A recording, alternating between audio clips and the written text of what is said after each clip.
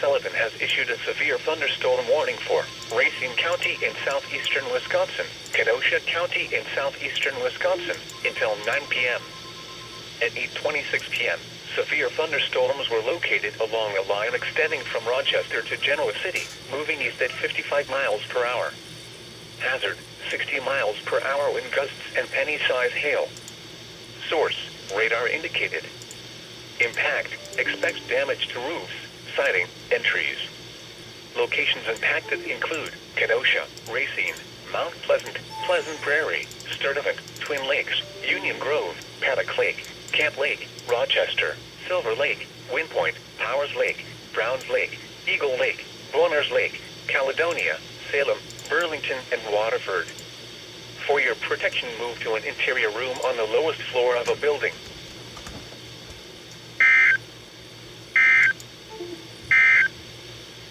A tornado warning remains